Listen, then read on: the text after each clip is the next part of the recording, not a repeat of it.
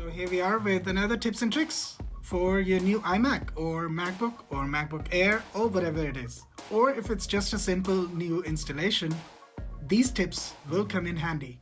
Let's get on with it.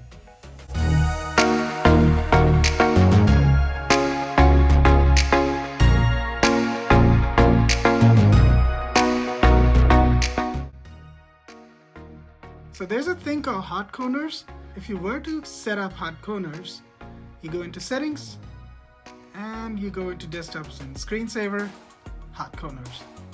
So right now I've got two ends of the spectrum. On my bottom left is desktop and top right is mission control. So I haven't set these up, but it's up to you. You can set them up.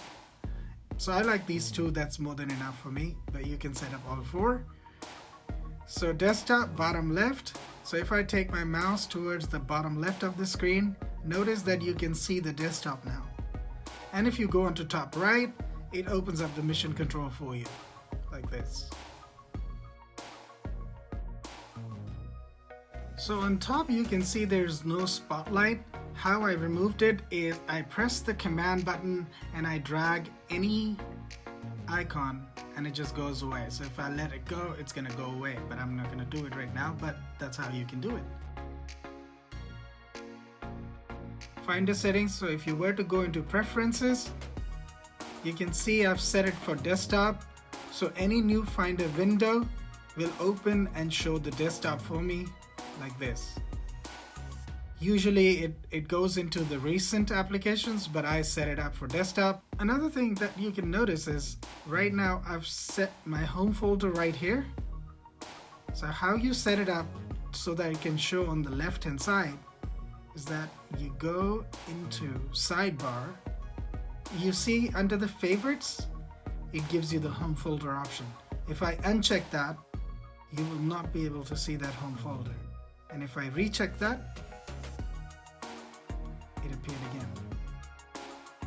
Another option that you can modify in the sidebar is if you go into advanced, at the bottom it says when performing a search. So by default, it searches throughout your Mac. Whenever I were to search, it would search my whole Mac instead of that folder. So this comes in handy when I have to quickly search for something in a particular folder. So you can set it up as for this Mac or for previous search scope or current folder, which is my current settings. Screenshot, you notice that whenever you take a screenshot of the desktop, there is a wait time of about 1 to 3 seconds. I do not like it because I just have to wait for it to appear on the desktop. Right now, let's say if I were to do it, I take a screenshot, it just comes straight over.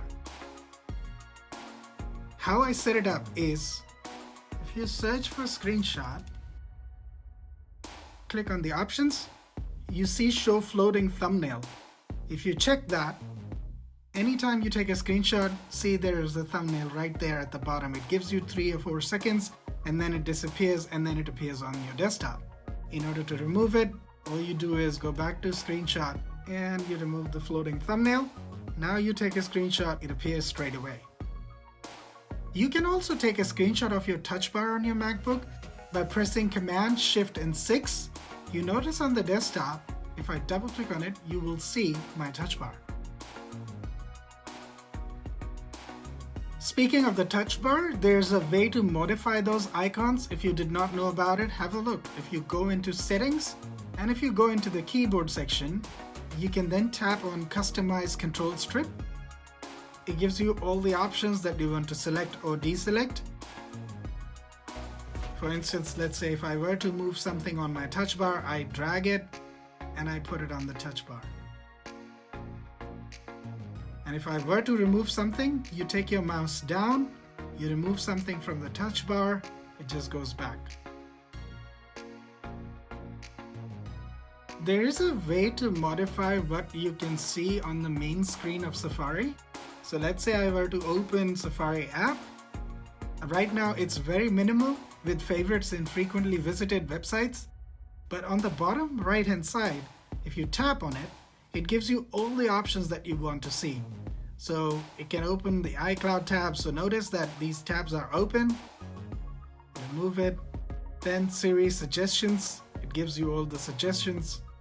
It gives you the privacy report. I know Safari has good privacy, so I don't really need to see it, so I remove it. And this is how I set up my main screen of the Safari. With Safari, there are two more options that I suggest everyone should enable. One is Show Tab Bar, and another one is Show Status Bar. So you can see status bar is on. So let's say if you were to open a website, google.com, if you go into any link, it shows you the link beforehand. And why we enable the tab bar is that anytime we open up a different website, it shows all the tabs right here. These are the settings that you should turn off or on depending on the preferences, but most of the settings in this one, you don't really need them on, like location services or login items.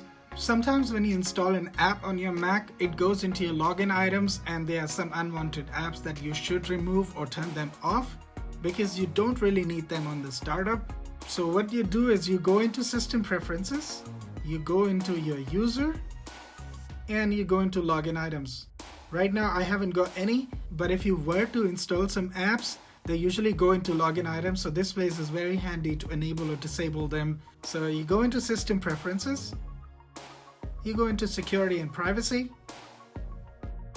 you go into Privacy, and then over here you've got location services for all these apps. You can change the location services for Safari, Calendar, voice memos, any browser that you've installed, any application that is using your locations.